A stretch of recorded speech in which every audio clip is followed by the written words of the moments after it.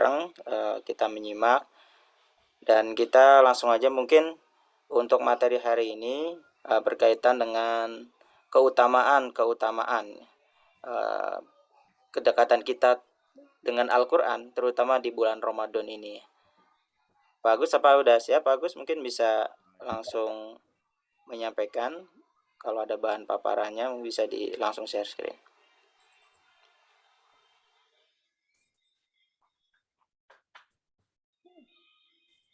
Ya, sudah muncul? Udah Pak. Ya. Bismillahirrahmanirrahim. Assalamualaikum warahmatullahi wabarakatuh. Waalaikumsalam warahmatullahi wabarakatuh. Alhamdulillahilladzi anzalal Qur'an hudal linnasi wa bayyinatin minal huda wal furqan. Asyhadu an la ilaha illallah wa asyhadu anna Muhammadan abduhu wa rasuluh. Rabbi shrah li sadri wa yassir amri wahlul 'uqdatam min lisani yafqahu qawli. Qala Allah Ta'ala fi kitabil karim syahru ramadhan alladzi unzila fihi al-Qur'an hudal linnasi wa bayyinatin minal huda wal furqan. Bapak-bapak dan ibu-ibu, pertama-tama saya mengucapkan selamat menjalankan ibadah saum. Mudah-mudahan kita semuanya bisa istiqomah mempertahankan keimanan kita, amal-amal kita dari awal Ramadan sampai dengan akhir Ramadan, bahkan kita bisa pertahankan, lanjutkan nanti di bulan Syawal dan seterusnya. Karena kalau melihat fenomena dari tahun ke tahun, gitu ya, kita sudah rata-rata mengalami puluhan, gitu ya, belasan puluhan tahun melalui Ramadan. Saya di sini di masjid sini saja di ujung Berung aja saya ingat mungkin 28 tahun gitu ya di Masjid Nurul Masyriq gitu. Itu dari tahun ke tahun gitu. Relatif begitu, awal Ramadan penuh gitu. Nanti mulai pertengahan mulai berkurang gitu. Nah, kemudian di akhir Ramadan ya sudah hampir kembali lagi ke sebelum Ramadan gitu. Bahkan nanti bulan Syawal ya jamaah yang ada yang hadir ya itu juga gitu. Hanya awal aja gitu. Itu dari tahun ke tahun, walaupun ya insya Allah adalah penambahan gitu. Ada yang tersisa 1-2 atau beberapa orang sehingga ya nanti kembalilah sekitar satu saf gitu ya, satu saf gitu. Hanya waktu-waktu itu dulu 2 saf. Begitu juga interaksi kita dengan Al-Qur'an. Kita rasakan bersama bahwa di bulan Ramadan dan mulai awal kita punya pendorong gitu ya, keimanan kita yang lebih kuat sehingga untuk khatam 1 juz per hari itu relatif mudah tercapai gitu ya, dibanding dengan di luar Ramadan. Nah, cuman apakah kita bisa mempertahankannya one day one juz, 1 hari 1 juz, kemudian juga kita menghadiri pelajaran majelis taklim dan seterusnya.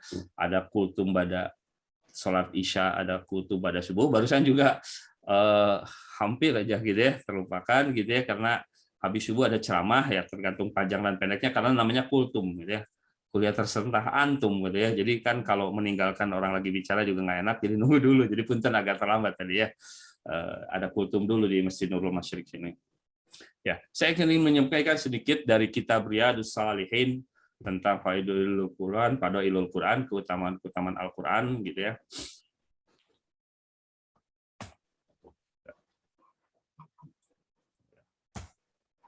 Pertama, keutamaan tentang belajar dan mengajar Al-Quran. Biasanya acara Jumat kita banyak membahas atau menyampaikan, gitu, mengkaji ayat-ayat Quran.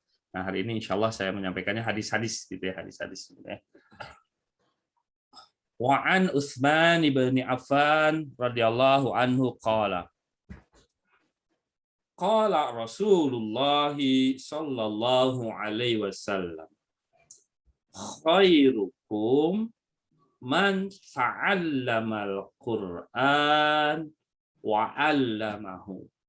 Sebaik-baik kalian adalah orang yang belajar Al-Qur'an dan mengajarkannya. Rawahul Bukhari.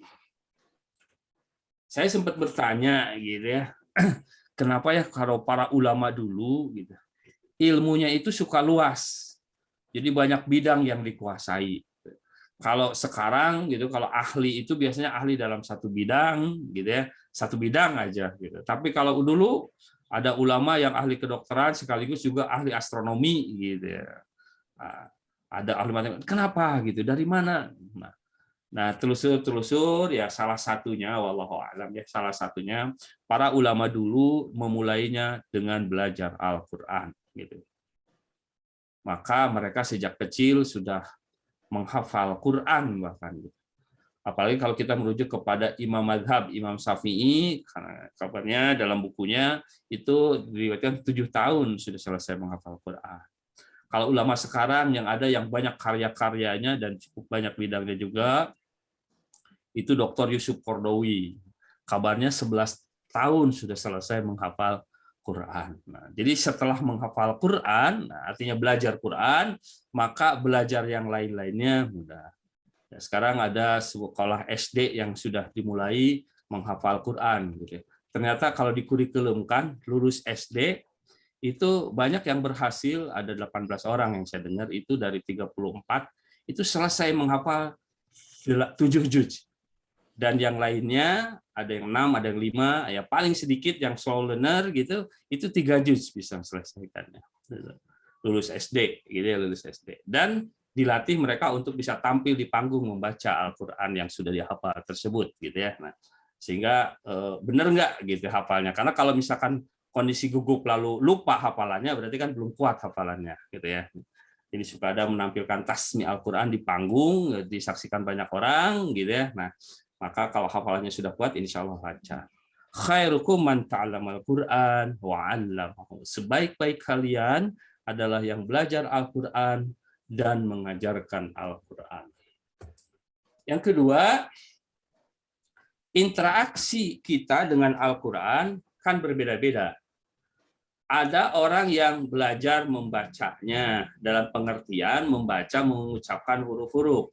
Ada yang belajar membacanya itu adalah belajar memahami apa yang dibaca, gitu ya. Bahkan bagaimana mengambil pelajaran dan mengamalkan dari apa-apa yang dibaca. Nah, ternyata untuk Al-Qur'an ada keutamaan khusus dibanding dengan yang lain-lainnya. Wa an Ibnu Mas'udin radhiyallahu anhu, dari Ibnu Mas'ud semoga Allah meridai kepadanya, qala, beliau berkata, qala Rasulullah sallallahu alaihi wasallam, man qara'a harfan min kitabillahi falahu hasanatun wal hasanatu bi asyri amsalihha. La aqulu alif lam mim harfun walakin alifun harfun walamun harfun wa mimun harfun. Rawahu at-Tirmidzi wa qala hadits hasan sahih. Barang siapa yang membaca satu huruf saja dari kitab Allah, dari Al-Qur'an gitu ya, falahu, maka baginya hasanatun, adalah kebaikan, sebuah hasanah. Wal hasanatu, dan setiap kebaikan tersebut bi asyri amsalihha, Allah balas 10 kali lipatnya. La aqulu, aku tidak mengatakan alif lam mim harfun. Kalimat alif lam mim itu sebagai satu huruf. Walakin, akan tetapi, alifun harfun, walamun harfun, wa mimun harfun. Jadi kalau pakai matematika, seseorang membaca alif lam mim itu sudah 30 kebaikan. Nah, kebaikannya seperti apa? Tidak dijelaskan secara rinci, tapi Allah dengan balas dengan 10 kali lipat kebaikan gitu ya, sebagai sebuah amal kebaikan. Nah, di sini yang menarik adalah Rasulullah mencontohkan langsung dengan sebuah kalimat, yaitu kalimat alif lam mim. Tentunya semua sepakat bahwa tidak ada yang tahu persis apa artinya, apa makna dari alif lam mim itu. Nah, dari sini bisa diambil pelajaran bahwa khusus membaca Al-Quran, mengucapkan huruf-huruf Al-Quran, walaupun belum mengerti artinya, belum mengerti maksudnya, belum mengerti kandungan maknanya, tetap bernilai ibadah, tetap bernilai sebuah kebaikan, dan Allah balas dengan 10 kali lipat. Jadi bagi orang yang belum bisa bahasa Arab, atau belum mau bisa bahasa Arab, kadang-kadang kan apakah belum bisa atau belum mau bisa gitu. Kalau belum bisa itu kan sedang belajar ya, terus belum bisa gitu, belum sampai. Kalau belum mau bisa itu ya belum belajar gitu, berarti belum mau gitu untuk bisanya gitu. Karena ada yang ya selama perjalanannya ya belum mengikuti kelas bahasa Arab Al-Qur'an, berarti kan belum gitu ya, belum. Tapi kalau ada yang sudah mengikuti kelas bahasa tapi belum bisa, nah, itu berarti kan sudah tahu dirinya tidak tahu dan ingin tahu. Gitu ya. Nah, tapi untuk baca Quran berbeda dengan baca hadis atau membaca yang lain-lainnya, walaupun tidak tahu artinya, belum tahu maknanya, belum tahu kandungannya, lalu rajin membaca Al-Quran, maka pahalanya, kebaikannya dihitung per huruf. Nah, dari sinilah maka tetap kita punya target tilawah Al-Quran, khatam. Ya idealnya sebulan sekali, tidak hanya bulan Ramadan saja. Tapi kalau bulan Ramadan nggak khatam, kayaknya kebangetan gitu ya. Dan itu juga dipraktekkan dulu oleh Rasulullah SAW, itu membaca Al-Quran sampai selesai di bulan Ramadan di depan malaikat Jibril alaihissalam. Nah yang kedua, kalau orang yang membaca berusaha memahami artinya, bahkan berusaha mengamalkannya, nah ada hadis lain. Jadi naik levelnya, bukan hanya mengucapkan huruf. An Abi Umamata radhiyallahu anhu qala. Sami'tu, aku dengar Rasulullah sallallahu alaihi wasallam yaqulu, Iqra'u, bacalah oleh kalian Al-Qur'an. Al-Qur'an. Fa innahu, karena sesungguhnya Al-Qur'an ya'ti, akan datang yaumal qiyamati, pada hari kiamat, syafi'an. Nah, ini syafi'an, menjadi pembela, penolong, mau disyafaat li ashabihi, bagi ashabul Quran. Nah, di sini pada saat perintahnya ini kan pakai kata-kata iqra'u, bacalah oleh kalian. Tapi di sini yang menjadi syafaat pembela itu bukan liqari'ihi,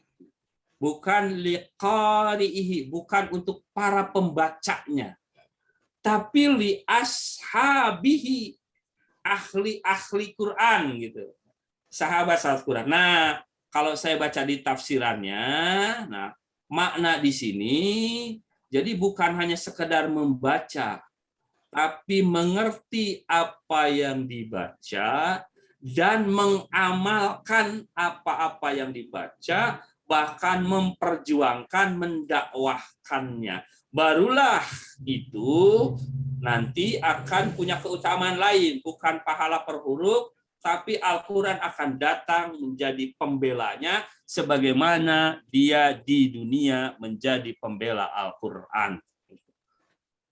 Ditegakkan di muka bumi. Dalam hidupnya dia menjadi Quran hidup. Nah ini keutamanya beda. Walaupun di sini tentunya untuk sampai kepada sahabat Al-Quran, mengerti, mengamal, diawali dengan qira'ah, membacanya. Iqra'u, bacalah oleh kalian semuanya. Al-Quran, Al-Quran, fa innahu, nah ini, karena ia Al-Quran itu ya'ti akan datang kapan? Yaumal qiyamah. Nanti pada hari kiamat, syafi'an, menjadi pembela, penolong. Jadi kalau kita mungkin jadi pengacara kita gitu ya nanti gitu ya. Gitu. Bagi ashabihi, orang yang ketika di dunia belajar tahap pertama sudah mengucapkan huruf-hurufnya, tajwidnya, berusaha memahaminya dan mengamalkannya.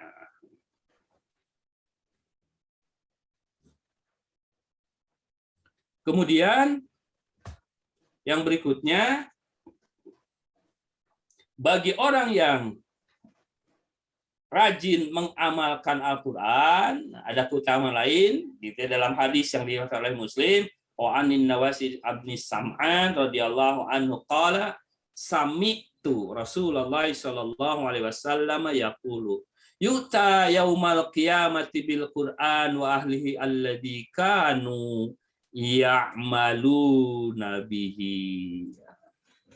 Fid dunya taqaddamahu suratul Baqarah wa Ali Imran tahajjani an sahibi. Nah, ini. Jadi nanti akan didatangkan pada hari kiamat itu Al-Qur'an gitu ya. Dengan ahlinya gitu ya, ahli Quran. Maksud ahli Quran itu apa? Alladzi kanu, yang keadaan mereka ya'malu nabi. Jadi disebut dengan ahli Quran itu adalah orang yang keadaannya mengamalkan Al-Quran. Di mana? Di dunia. Akan datang dari mulai surat Al-Baqarah. Kenapa? Karena memang panjang kan surat Al-Baqarah banyak sekali gitu ya, perintah-perintah dan larangan di sini. Kemudian Ali Imran dan seterusnya. Tahajani. Nah, menjadi pembela an sahibihima. Di sini bukan an qari'ihima, kembali lagi ashab gitu ya. Ahli Quran, sahabat Quran yang hidup dengan Al-Quran. Nah, bagaimana kalau misalkan ada orang yang mahir dalam membaca Al-Quran, tapi ada juga yang terbata-bata, susah gitu ya. Ternyata dari dulu mungkin itu ada gitu ya, dari ada, dan ini ada hadis yang memberikan kabar gembira bagi yang masih kesulitan. Wa an Aisyah radhiyallahu anha qalat, dari Aisyah semoga Allah meridhai kepadanya, ia berkata, qala Rasulullah sallallahu alaihi wasallam, bersabda Rasulullah sallallahu alaihi wasallam, alladzi yaqra'ul Qur'an, orang yang membaca Al-Qur'an, wa huwa mahirun, dan dia mahir di dalam bacanya, bihi, dalam membaca Al-Quran itu, ma'as safaratil kiramil bararah. Nanti kedudukannya itu berserta orang-orang yang penuh dengan kemuliaan, penuh dengan kebaikan. Karena di surga juga nanti katanya kan ada kapling-kaplingnya ya, dalam keterangan-keterangan gitu ya. Salah satunya ada surga Firdaus, surga Aden gitu ya, ada ini. Nah, surga Firdaus itu digambarkan adalah surga yang paling tinggi, gitu, surga paling tinggi. Jadi kalau kita ingin masuk surga Firdaus, gitu ya. Nah, kalau meleset ke surga Aden atau surga-surga yang lainnya, gitu ya. Nah, surga Firdaus itu apa namanya? Digambarkan di dalam ada kitab namanya Jalan-Jalan ke Surga yang membuka hadis-hadis tentang surga. Adanya di tengah, tinggi, view-nya bagus kemana-mana ya, kebayang lah gitu. Walaupun tidak akan pernah bisa terbayangkan, karena surga tidak akan pernah bisa terbayangkan keindahannya. Gitu. Itu beserta. Jadi level-levelnya para nabi, para sahabat gitu ya. Nah, itu ada level-levelnya gitu ya. Kemudian waladzi yaqra'ul Qur'an, dan orang yang membaca Al-Qur'an wa ya'tafihi. Ini ya itu ya susah gitu ya, terbata-bata gitu, tarentog gitu ya. Wa huwa alaihi syaqun, dan dia ketika membaca itu syaqun, kesulitan, penuh berat gitu ya, beban gitu. Justru lahu, baginya ajroni, ada 2 pahala. Jadi jangan sampai kebalik, nggak apa-apa terbata-bata juga kan 2 pahala gitu ya. Ya boleh di sana, tapi kalau yang mahir membaca Al-Quran, di sini keutamaannya adalah nanti di surga Jannatun Naim gitu ya, ma'as safaratil kiramil bararah gitu ya, kedudukannya dengan orang-orang mulia, orang-orang yang pilihan. Tapi kalau misalkan yang belum tetap mendapatkan pahala, syakun lahu ajroni, gitu ya. Tetap Allah memberikan balasan 2 pahala. Pertama pahala membacanya tadi per huruf 10 kebaikan, lalu usahanya juga, gitu, kesusahannya juga insya Allah mendapatkan balasannya. Nah, yang perlu kita sadari, menasehati diri sendiri, kata Al-Ghazali kalau nggak salah itu, manusia itu bisa dikelompokkan kepada 4 kelompok. Pertama, rajulun yadri wa annahu yadri. Seseorang tahu dan tahu dirinya tahu. Yang kedua, rajulun yadri wala yadri annahu yadri. Seseorang tahu tapi tidak tahu dirinya tahu. Nah, yang ketiga adalah rajulun. Nah, la yadri wa yadri annahu la yadri. Seseorang tidak tahu tapi tahu dirinya tidak tahu. Nah, yang keempat, rajulun la yadri wa la yadri annahu la yadri. Seseorang tidak tahu dan tidak tahu dirinya tidak tahu. Nah, kalau itu diaplikasikan di dalam Al-Qur'an, maka ada orang yang tahu dan tahu dirinya tahu, maka dia wajib mengajar, punya kewajiban mengajar. Ada orang yang tahu tapi tidak tahu dirinya tahu. Maksudnya adalah orang ada yang bisa praktek membaca Al-Quran, benar panjang pendeknya, benar makhorijul hurufnya, tapi dia tidak dilengkapi dengan ilmunya, teorinya. Dia tidak tahu bahwa itu mad lazim mustaqal kilmi, tapi benar ketika baca misalkan alif lam mim misalnya. Atau dia tidak tahu istilah idhar, idgham, ikhfa, iqlab, tapi ketika membaca dia benar. Dia tidak tahu huruf-huruf komariah, huruf-huruf samsiah. Tapi ketika membaca alif lam, dia benar. Mana kapan alif lam komariah, mana alif lam samsiah. Nah, yang ketiga adalah orang yang tidak tahu, tapi tahu dirinya tidak tahu. Jadi dia punya kesadaran bahwa saya masih belajar. Maka ketika baca Quran, dia senang sekali kalau membaca Quran itu diperdengarkan kepada orang lain. Kenapa? Karena dia ada kekhawatiran, dia salah membaca. Nah, kalau membacanya diperdengarkan kepada orang lain, mudah-mudahan kalau ada kesalahan, ada yang memberitahu, ada yang ngoreksi. Nah, yang keempat yang berbahaya, orang yang tidak tahu dan tidak tahu dirinya tidak tahu. Jadi dia nggak nyadar bahwa bacaan Quran dia itu masih salah-salah. Gitu. Dia nggak tahu bahwa dia sebetulnya belum tahu, gitu. Atau harus masih mencari tahu, gitu ya. Nah, gitu.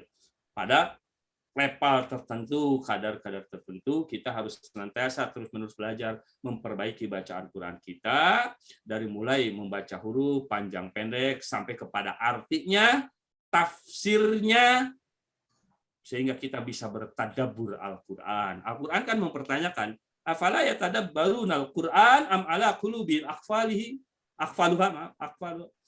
Apakah mereka tidak mau tadabbur Al-Quran? Gitu. Jadi kita suruh tadabbur. Dan untuk tadabbur itu salah satunya perangkatnya butuh kepada tafsir setelah terjemah. Oke, ini ada perumpamaan mukmin. Ada orang mukmin yang suka membaca Quran, ada orang mukmin yang tidak suka membaca Al-Quran. Ada orang munafik yang suka baca Quran, ada orang munafik yang tidak suka baca Al-Quran. وعن أبي موسى الأشعري رضي الله عنه قال رسول الله صلى الله عليه وسلم مثل المؤمن الذي يقرأ القرآن مثل الأترجة ريحها طيب وطعمها طيب.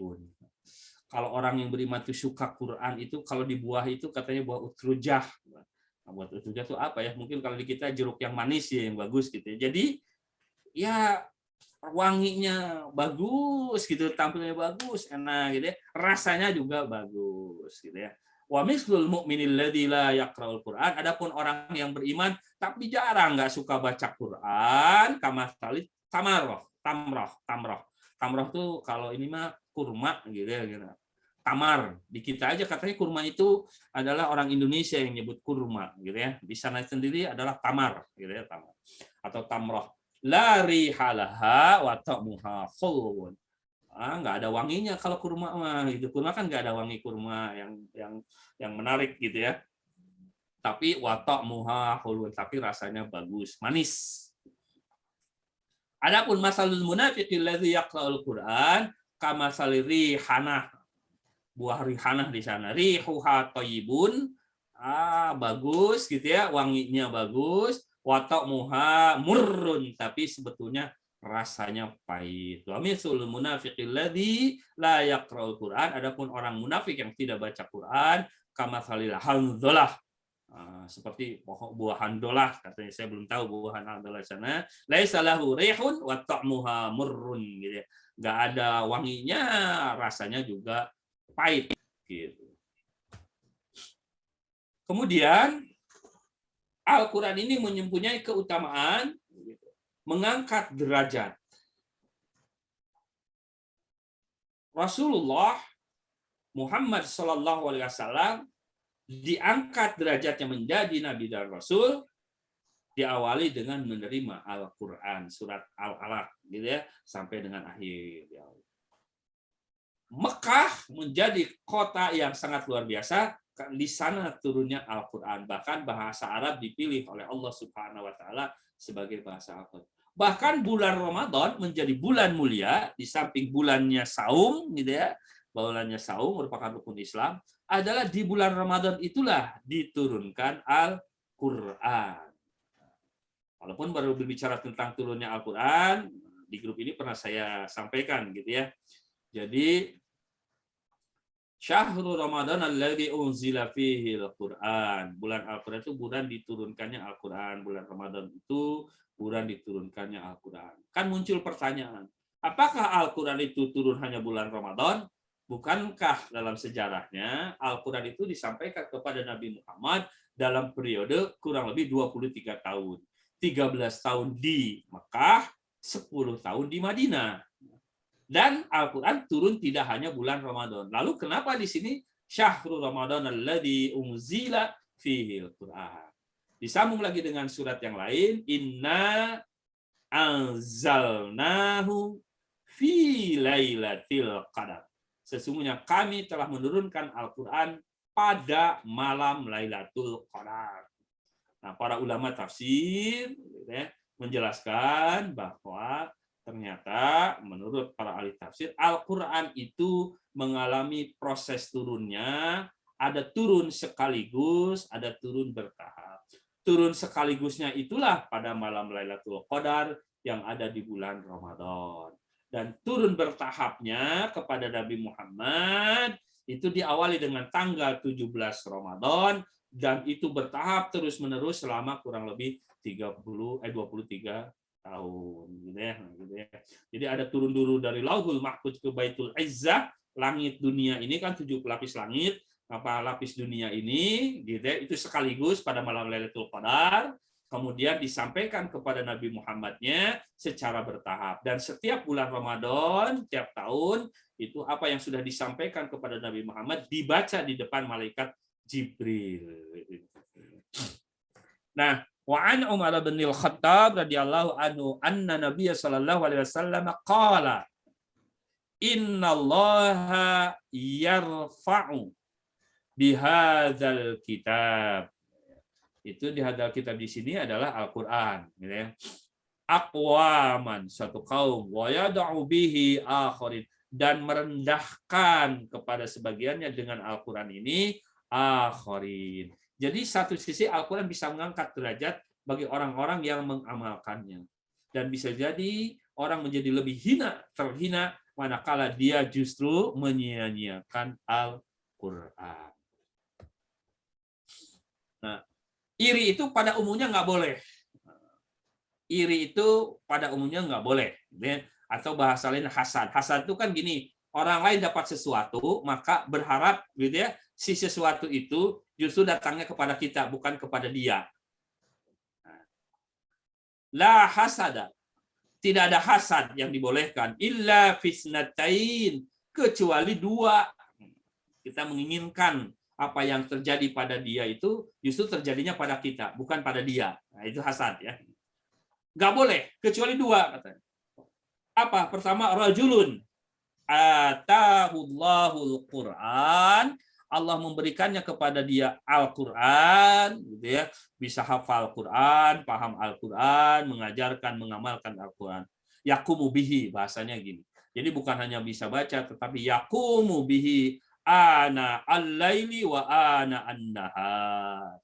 Ini kata ini nih yakumu, menegakkannya, membacanya, mengajarkannya, mengamalkannya sepanjang malam dan sepanjang siang. Itu baru kita boleh iri, gitu ya, boleh iri. Hasad bahasa ini. Warajulun, dan seseorang atahullahu, Allah memberikannya malan, harta yang banyak. Fahuwa yunfiquhu, dan dia rajin berinfak. Ana al-laili wa ana an-nahar, baik di waktu siang maupun di waktu malam. Kebalik, waktu di waktu malam maupun di waktu siang. Muttafaqun alaih. Ya, wallahu a'lam bishawab. Sudah jam 6.13. Sampai jam berapa, Pak? Jam 6.30 maksimum, Pak Gus. 6.30. Saya lanjutkan ya. Orang yang tidak punya hafalan Quran, kita didorong untuk menghafalkan Al-Quran. Kenapa? Minimum untuk bekal dalam sholat, gitu ya, bacaan sholat. Apalagi kalau kita ingin rajin tahajud, gitu ya. Karena tahajud itu wa minal laili fatahajjad bihi nafilatan lak. Asa ayyab'atsaka maqaman mahmudal ladzi wa'adatah. Allah angkat derajatnya, gitu ya. Dan di bulan Ramadan ini dilatih dengan tarawih, gitu. Cuman kadang-kadang ada yang kalau tarawih suka, kalau nanti sudah di luar Ramadan tidak pernah lagi qiyamul lail setelah sholat isya, gitu. Kalau misalkan berbicara qiyamul lail, ketika sendiri tidak sedang berjamaah, tidak menjadi imam di jamaah, maka dianjurkan bacaannya yang panjang-panjang, gitu. Berarti kita akan terdorong untuk meningkatkan kualitas sholat qiyamul lail kita manakala kita memang punya stok hafalan yang memadai, gitu. Nah, di sini wa'ani bin Abbas radhiyallahu anhuma qala, dari Ibnu Abbas, semoga Allah meridhai kepada Abbas dan anaknya ini, qala Rasulullah sallallahu alaihi wasallam, innalladzi laisa fi jawfihi syai'un minal Qur'an kal baitil kharabi. Seseorang yang di dalam dadanya, dalam jaufnya, gitu ya, atau mungkin dalam otaknya, dalam pikirannya, nggak punya hafalan sama sekali, syai'un minal Qur'an kal baitil kharabi, sebagaimana ya bagaikan baitil kharabi, rumah kosong. Rumah kosong, kebayang lah gitu ya, bagaimana kondisinya kalau rumah kosong nggak dipakai. Nah, itulah gambaran hati seseorang, jauh seseorang, manakala tidak mempunyai hafalan Quran, kosong, gitu ya. Rawahu at-Tirmidzi wa qala haditsun hasan sahih, gitu ya. Ya tentunya sholat kalau baca Al-Fatihah saja, kalau dari sisi rukunnya sahnya sah, gitu ya. Tapi tentunya berbeda kualitasnya dengan orang yang mempunyai hafalan. Apalagi kalau hafalannya banyak. Nah, makanya Al-Quran nanti khusus untuk orang-orang yang punya hafalan Quran, ada keutamaan khusus. Keutamaan khusus. Wa an Abdillah bin Umar Amrin ini ibni Asi radhiyallahu anhuma ani Nabi sallallahu alaihi wasallam qala yuqalu. Ini perhatikan ya Bapak-bapak, Ibu-ibu sekalian, ini yang dipakai itu bukan li qori'ihi, tapi lagi-lagi li sahibil Quran, sahibnya Al-Quran. Tadi kan li ashabihi. Jadi iqra'ul Quran fa innahu ya'ti yaumal qiyamah syafi'an li ashabihi. Nah, ashabi itu sama, satu kata dasar dengan ini sahib ini. Yuqalu li sahibil Quran. Jadi bukan penghafal sebetulnya mah gitu ya, tapi menghafal bagian dari sahib Quran. Bukan hanya sekedar membaca, tapi membaca bagian daripada sahib Quran gitu. Iqra, bacalah, wartaqi, dan naiklah, waratil ya, dan bacalah dengan tartil kama kunta turattilu fid dunya. Sebagaimana kamu dulu suka membacanya dengan tartil fid dunya.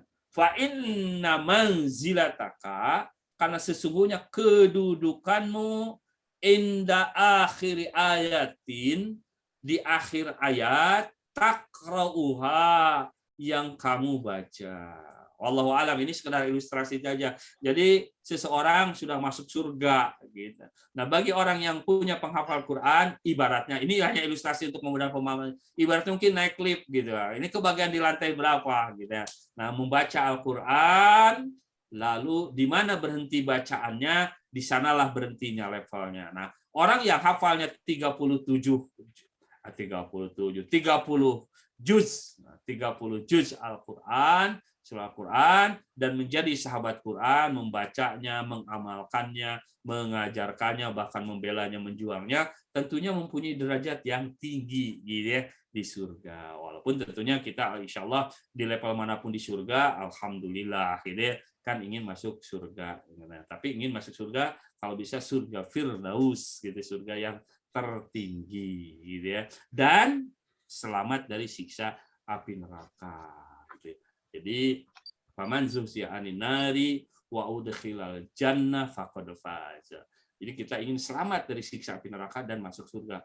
Jangan sampai masuk surga tapi naudzubillah bidzalik masuk neraka dulu. Nah, ini ada pembalasan dulu. Nah, maka Ramadan ini mudah-mudahan menjadi kesempatan bagi kita untuk membersihkan dosa-dosa sehingga nanti tidak ke neraka dulu, langsung ke surga jannatun naim, surga yang penuh dengan kenikmatan. Ini rawahu Abu Dawud wa Tirmidzi wa qala hadisun hasan sahih. Nah, bagaimana kalau misalkan orang sudah bisa baca Al-Quran, bagaimana, apakah ada keutamaannya membaca Al-Quran dengan dibaguskan, ada iramanya? Nah, ternyata itu adalah bagian dari keutamaan gitu ya. Wa'an Abi Lubabah Bashir ibni Abdil Mudhir radhiyallahu anhu qala anna Nabiy sallallahu alaihi wasallam qala man lam yataghanna bil Quran falaisa minna. Barang siapa yang tidak membagus-baguskan dengan Al-Quran, maka bukan dari golongan kami. Jadi insya Allah kalau sudah belajar Al-Quran, kita juga berusaha untuk bisa membacanya dengan baik gitu ya. Bahkan menggunakan irama. Iramanya gimana? Iramanya mengikuti tajwidnya gitu ya. Rawahu Abu Dawud bi isnadin jayyid. Oke, sudah ini ta'ahadu hadzal Qur'an fa walladzi nafsi Muhammad biyadihi lahu asyadu tafallutan fil ibili fi uqliha. Nah, kalau orang menghafal Quran, sudah diberikan hafal Al-Quran, harus benar-benar dijaga karena ternyata hafalan Al-Quran itu bisa pergi lagi. Ya, mungkin kayak tamu lah, diundang datang tapi setelah datang nggak pernah dijamu gitu ya, maka dia akan pergi. Hafalan Quran harus dijaga. Ta'ahadu hadzal Qur'an fa walladzi nafsi Muhammadin biyadihi lahu asyadu tafallutan minal ibili fi uquliha. Jadi lebih cepat daripada kaburnya unta yang tidak diikat. Kaburnya hafalan Quran kita manakala jarang dibaca, gitu ya, tidak diamalkan di dalam sholat. Inna mamithul sahibil Quran kama salil ibili mu'alaqah. Inna ahada 'alaiha amsakaha wa inna atlaqaha. Sama ini terkait dengan menghafal Quran gitu ya, insyaallah. Wallahu a'lam bishawab. Barangkali ada yang mau didiskusikan dulu. Yang benar dari Allah, yang salah semata-mata karena kebenaran saya sendiri. Astagfirullah li wa lakum. Assalamualaikum warahmatullahi wabarakatuh. Waalaikumsalam warahmatullahi wabarakatuh. Alhamdulillah, terima kasih banyak Pak Agus atas materinya. Jadi paling tidak kita bisa memahami lebih komprehensif ya berkaitan dengan interaksi kita dengan Al-Quran. Maka Bapak Ibu, barangkali ada yang mau ditanyakan atau ada yang mau menyampaikan komentar gitu ya, boleh. Izin bertanya Pak, mau bertanya Oh, gitu. Ya boleh, silakan Pak Denny, mangga. Assalamualaikum Pak Agus Hana. Izin bertanya Pak, jadi kan tadi itu tingkatannya ada yang bisa membaca Al-Quran, terus kemudian ada yang menghafal, mengamalkan gitu Pak ya. Nah, sebetulnya kalau kita mau mempelajari Al-Quran, itu harus apa dulu yang diprioritaskan Pak? Apakah memahami tentang kebahasaannya, itu kan maknanya, tafsirnya, atau mempelajari masalah bacaannya dulu? Mana yang lebih dahulu harus diprioritaskan? Ya. Gitu aja, Pak. Baik. Ya. Mangga Pak Agus langsung dijawab, Pak. Ya. Pertama yang memang harus diutamakan gitu ya, utamakan adalah bisa dengan talaki, bisa dengan huruf per huruf, membaca dengan benar. Jadi membaca dengan benar itu bisa dengan talaki. Misalkan gini, tidak lihat hurufnya tapi belajar Al-Fatihah. Nah, diajarin Alhamdulillahi Rabbil Alamin. Maka orang yang diajarkan harus persis. Alhamdulillahi Rabbil Alamin. Misalkan kepada anak-anak, bisa itu. Gitu ya. Atau hafalan juga. Misalkan hafalan, anak-anak menghafal juz amma. Tidak membaca Qur'annya, tapi didengarkan.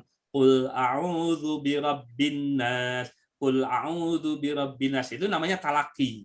Jadi yang utama itu belajar Al-Qur'an itu talaki. Diperdengarkan. Tidak boleh belajar sendiri. Kenapa? Karena kalau belajar sendiri, bisa jadi kesalahannya itu tidak disadari. Karena kalau salah membaca Al-Quran, maknanya bisa berubah. Contoh misalkan gini, A'udzu billahi minasyaitonir rajim. Walaupun belum diajarkan tentang huruf-huruf, bentuk huruf, ketika orang membaca a'udzu harus a'udzu. Karena orang yang mendengar juga a'udzu itu artinya aku berlindung. Tapi kalau a'udzu, aku pulang. A'udzubillah berarti aku pulang dengan Allah atau kepada Allah gitu ya. A'udzu pakai da. Harusnya a'udzubillah. Contoh misal gini. Insya Allah jika Allah berkehendak. Tapi kalau sa'a itu beda artinya jika Allah buruk gitu ya. Jelek, sa'a itu jelek gitu. Sya'a berkehendak. Itu talaki. Nah, berikutnya tentunya supaya kita bisa belajar sendiri, membaca Al-Qur'an sendiri, belajar tentang makharijul huruf dan tajwid. Makharijul huruf itu belajar a, ba, ta, sa, ja, ha, kho gitu ya. Nah, kita pernah dulu di sini belajar babi bu bab bu bam bani babna minal mubni mabi bam bani ba, supaya kita terbiasa mengucapkan huruf-huruf tersebut dengan benar sesuai dengan kaidah-kaidah bahasa Arab gitu. Nah, setelah benar. Kenapa? Karena kan ketika kita membaca Al-Qur'an di dalam sholat itu harus benar. Sesuai dengan seharusnya membaca. Jadi gini, belajar teori ilmu tajwid dan makhrajul huruf termasuk di dalamnya itu wajib kifayah. Tapi ketika orang membaca Al-Qur'an dengan benar itu wajib ain. Membaca surat-surat wajib ain. Jadi ketika kita membaca surat-surat dari Al-Qur'an harus benar sesuai dengan kaidahnya. Makanya bisa talaki. Nah, tapi kalau membaca huruf-hurufnya itu akan membantu nanti kita bisa baca Quran sendiri, bisa menghafal sendiri. Nah, berikutnya belajar bahasanya. Kalau tidak belajar bahasanya, ya paling tidak belajar tafsirnya, langsung mendengar dari orang yang mempelajarinya. Karena sekarang kan udah ada tafsir-tafsir terjemah, gitu ya. Tafsir-tafsir yang sudah diterjemahkan. Itu bisa. Tidak wajib bahasa Arabnya, tetapi ketika bahasa Arabnya kita paham sedikit-sedikit, paling tidak membantu pemahaman kita. Jadi kalau berbicara prioritasnya ada talakinya itu. Jadi kita membaca didengar oleh orang yang sudah mengerti, bisa baca gitu. Tidak boleh baca sendiri gitu ya gitu. Sampai betul-betul kita sudah tahu teorinya, insya Allah gitu ya. Mudah-mudahan Allah mengampuni. Ya. Mungkin aja ada yang salah tapi Allah Ghafurur Rahim. Mungkin itu Pak Denny. Ya, betul ya. Itu Kang Denny, jadi itu kan tradisi dari zaman Rasul ya. Zaman Rasul kan belum ada mushaf fisiknya gitu ya. Jadi emang dari orang ke orang talaki ya. Ini nyambung mungkin Pak Agus, ada yang nanya di chat nih. Jadi pertama apakah baik gitu ya baca Al-Qur'an dilakukan secara cepat ketika sholat taraweh gitu ya. Terus juga dari Bu Ida nih menanyakan juga tentang apakah ada ketentuan surat yang perlu dibaca selama sholat taraweh. Ya, tentang membaca itu memang ada ritmenya, ada istilah-istilahnya malah ya. Jadi kecepatannya itu berbeda-beda gitu ya. Jadi masalah cepatnya adalah ukurannya adalah orang yang mendengar bisa mengerti apa yang dibaca. Jadi gini, kalau orang yang mengerti bahasa Al-Qur'an gitu sudah belajar bahasa Quran, kemudian mendengar orang baca Quran tersebut gitu, saking cepatnya sampai tidak bisa dimengerti, itu berarti sudah berlebihan. Makanya ada ukurannya kalau membaca Quran itu di awal sampai akhir tidak selesai lebih cepat dari 3 hari. Kira-kira gitulah gitu ya. Ukurannya itu. Kalau orang sangat cepatnya gitu sampai lebih cepat dari 3 hari sudah bisa selesai 30 juz, nah itu berarti kecepatan gitu ya, kecepatan gitu ya. Oh. Apa namanya? Ya walaupun kalau sekarang sih sebetulnya kalau Quran tartil juga ya bisa sih 1 hari ya tasmi ada yang selesai gitu ya, selesai gitu ya. Nah, tapi mungkin lebih ke arah pemahamannya. Jadi ukurannya kalau orang mendengar itu masih bisa menangkap lah, paham gitu ya, paham. Ya, kecepatannya bisa berbeda-beda gitu ya. Kemudian yang kedua, apakah ada surat-surat khusus yang dianjurkan kepada di tarawih gitu, tarawih atau qiyamul Ramadan? Saya belum pernah baca ya keutamaan itu gitu ya. Nah, tapi kalau kita misalkan ingin membuat suatu kebiasaan membaca Al-Quran tiap malam ada surat-surat tertentu mau dibaca, nah, ada keterangannya yang diutamakan adalah pertama Al-Mulk, surat Al-Mulk gitu ya. Nah, Al-Mulk itu surat Tabarok gitu, itu kalau bisa tiap malam itu bagus. Masih punya juga stok juga pingin baca juga itu Ad-Dukhan salah satu yang diutamakan. Oh masih juga surat Yasin bisa diutamakan gitu ya. Jadi ada surat-surat yang dianjurkan dirutinkan tiap malam. Jadi kalau misalkan kalau lagi rajin gitu, kalau rajin itu pada Isya gitu, sholat sunatnya itu baca surat Al-Mulk. Aduh nikmat gitu ya. Cuman rajinnya yang susah gitu ya, continuenya. Jadi Iqomahnya. jadi rutin tiap malam itu mentargetkan pada Isya sholat sunatnya di Patarani nih dipraktekkan. Ya, Pak. Pada Isya itu sholatnya kalau nggak lagi bukan Ramadan ya, lagi nggak taraweh gitu ya, itu surat Al-Mulk pada Isya itu. Jadi kita rutin tiap hari membaca surat Al-Mulk gitu ya. Termasuk juga surat Yasin juga termasuk yang dianjurkan gitu ya. Tapi yang Al-Mulk yang ini. Jadi gitu. Tapi hanya kalau witir ada, kalau witirnya surat rakaat pertamanya adalah surat Al-A'la, Sabisma Rabbikal A'la. Keduanya Al-Kafirun. Ketiganya itu 1 halaman, Al-Ikhlas, Al-Falaq, An-Nas. Atau mau Al-Ikhlas aja boleh, gitu ya. Boleh juga 3 surat. Itu di witirnya. Jadi kalau misalkan kita sholatnya sendiri atau imamnya kalau yang sudah mau mengambil keutamaan ini, itu witirnya itu surat rakaat pertamanya adalah surat Sabisma Rabbikal A'la atau surat Al-A'la. Rakaat keduanya Al-Kafirun, rakaat ketiganya Al-Ikhlas, Al-Falaq, An-Nas, gitu ya. Itu barangkali yang bisa saya sampaikan. Satu lagi Pak mau nanya ya, ini bagaimana hukumnya ya? Jadi saya tuh pernah di Serpong ya di Masjid Al-Azhar terawih di situ ya. Di situ tuh kurang lebih kalau 2 rakaat itu 1 juz ya. Nah ini. Kemudian imamnya tuh ada 2 Pak, 2 orang ya. Emang enak suaranya Pak ya itu. Dia itu membacanya itu tidak hafalannya, tapi ada Quran di depannya besar begitu ya. Oh, iya. Itu bagaimana itu Pak? Jadi saya belum pernah melihat di Bandung gitu ya. Di Bandung itu Banyak, yang Pak. mempraktekkan Yang begitu itu tuh gimana di Pak? Pusdai, Bu. Di Oh gitu Pusdai ya. itu ada pakai Quran di depannya. Di Masjid Pusdai itu masih Quran Iya. gitu. Nah, kemudian kalau dulu di Habibur Rahman di 10 hari terakhir itu kan suka 3 juz itu per ininya Rakaat. per malamnya ditarik per malamnya 3 juz sehingga 10 hari Iya. khatam.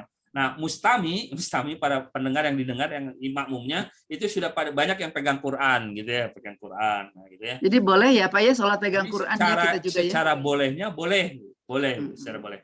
Tapi para ulama sepakat bahwa itu adalah di dalam sholat sunat. Kalau sholat wajib adalah bacalah apa yang mudah yang kamu hafal. Tapi kalau di dalam sholat sunat dibolehkan gitu ya, untuk membaca mushaf baik disimpan di depan, termasuk dipegang Bu, dipegang ini juga boleh. Bu.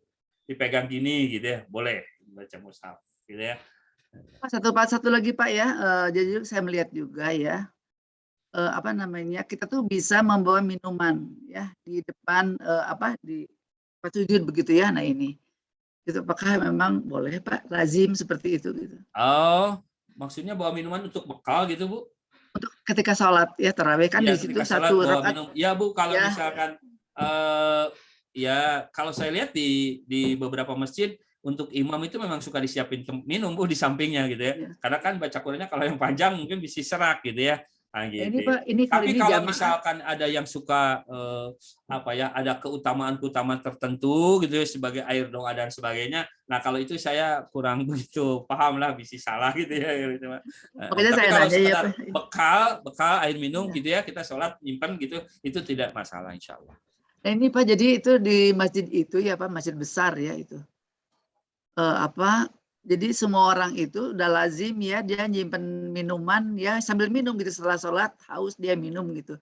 Jadi di depan sajadahnya tuh Pada sebelum bekal sholat gitu ya, Bu, ya. membawa, jadi sambil minum gitu sholatnya setelah Ya. Assalamualaikum. Kalau tujuannya buat minum nggak masalah kayaknya ya. Gitu ya. Tapi Pak Agus, saya mau ini, kalau untuk yang membaca ilmu tiap malam itu saya cuma pernah cari riwayatnya lemah itu aja. Tapi untuk artinya kalau mencari keutamaan ya. Tapi kalau membaca aja nggak ada masalah, kita merutinkan. Tapi bukan karena ada syafaat-syafaat dari membaca tiap malam, karena kalau itu riwayatnya bisa lemah. gini, bisa gitunya ya Bu ya. Iya. Ya, dengan membaca tiap malam akan gini. Nah, itu yang riwayatnya gitu-gitu harus hati-hati ya Bu ya. Betul. Ya, riwayatnya lemah, perawinya dhaif kalau nggak salah sih. Ya, Itu aja. Tapi kalau kita merutinkan karena pingin penghafal atau apa, kan nggak ada masalah ya. Kita yang ada tambahan-tambahan yang tadi, kalau ada air, kemudian ada pokoknya yang tidak diajarkan, tidak dilebih-lebihkan lah, kita kerjakan aja yang ya, makanya kalau tadi air itu sebatas bekal gitu kan, bisa haus mangga gitu ya. Tapi kalau ada keutamaan itu saya kira belum baca gitu ya, ada. Terima kasih Bu Ira, makasih. Baik, alhamdulillah ini udah jam 6.34 nih Bapak Ibu. Mungkin barangkali masih ada banyak yang mau ditanyakan. Semoga bisa ini dulu ya, direkap mungkin barangkali ya. Kalau ada yang mau ditanyakan boleh nanti bisa dijapri ke saya. Nanti coba akan diberikan respon lebih lanjut ya. Saya coba sambungan ke Pak Agus. Demikian mungkin hari ini Pak Agus, ada yang mau disampaikan lagi sebagai penutup? Ya, saya mengajak diri saya sendiri gitu ya, Bapak-bapak, Ibu-ibu, untuk betul-betul meniatkan kita gitu ya, meningkatkan interaksi kita dengan Al-Qur'an. Tidak hanya sebatas membaca level 1 gitu ya per huruf kebaikan, tapi mudah-mudahan kita punya kesungguhan juga untuk meluangkan waktu tenaga belajar memahami Al-Qur'an. Wallahu a'lam bishawab. Astagfirullah. Baik, ya. Alhamdulillah Bapak Ibu semua, kita sama-sama akhiri untuk agenda ini ya. Biasanya ada doa ini ya, doa yang sangat bagus ya, yang banyak juga tuh lagunya ya. Itu namanya doa apa Pak Agus? Yang Allahumma arhamna bil Qur'an.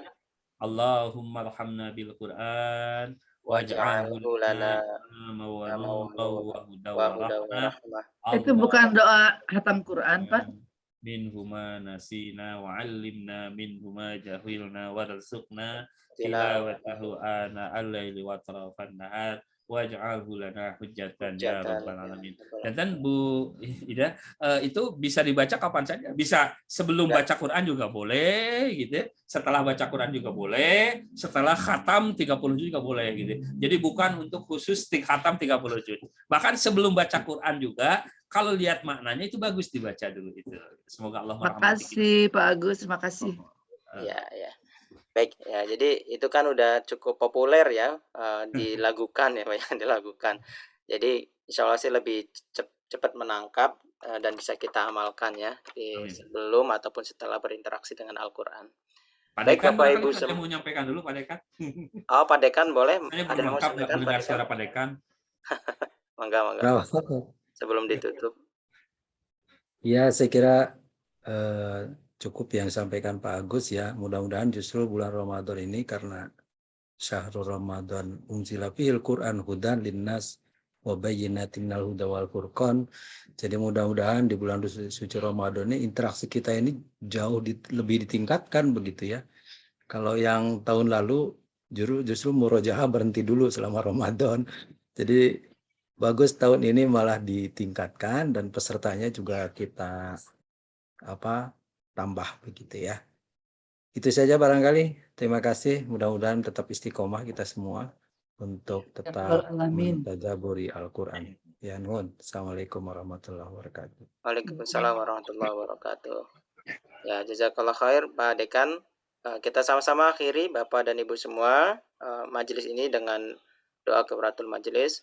Subhanakallahumma bihamdik asyhadu an la ilaha illa anta astaghfiruka wa atubu ilaik. Wabillahi taufiq wal hidayah. Assalamualaikum warahmatullahi wabarakatuh. Waalaikumsalam warahmatullahi